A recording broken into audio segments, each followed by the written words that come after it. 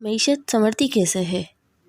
اس سوال کا جواب اللہ تعالیٰ نے بے شمار آیات میں دیا ہے، اور جو کوئی اللہ سے ڈرتا ہے اللہ تعالیٰ اس کے لیے ہر مشکل سے نکلنے کی راہ بنا دیتے ہیں اور اس کو وہاں سے روزی دیتا ہے جہاں سے اسے گمان بھی نہیں ہوتا۔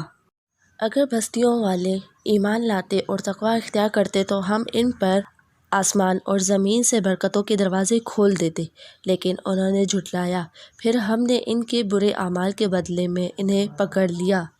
سورہ نوح کی ایک آیت اللہ تعالیٰ ارشاد فرماتے ہیں، بس میں یعنی نوح علیہ السلام نے کہا، اپنے پروردگار سے گناہوں کی معافی طلب کرو، بے شک وہ بڑا بخشنے والا ہے۔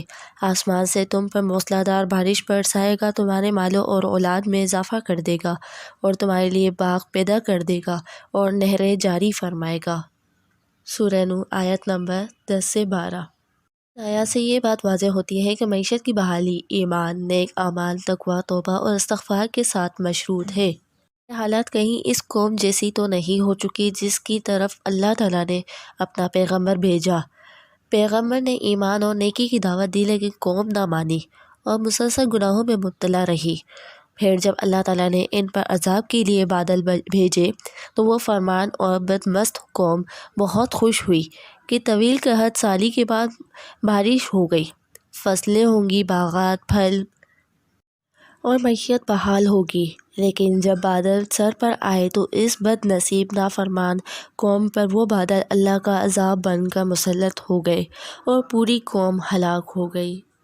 کیا واقعی اب ہمارے اندر سوچنے سمجھنے کی اتنی صلاحیت بھی نہیں رہی کہ ہم قرآن مجید میں بیان کیے گئے گزشتہ اقوام کے واقعات سے ہی کوئی عبرت حاصل کریں؟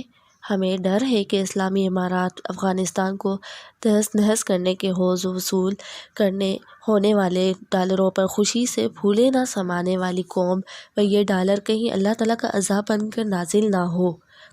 اگر شکر کرو گے تو میں تمہیں اور بھی دوں گا، اور اگر میری ناشکری کرو گے تو میں تمہارے اوپر عذاب اور بڑا سخت عذاب نازل فرماؤں گا۔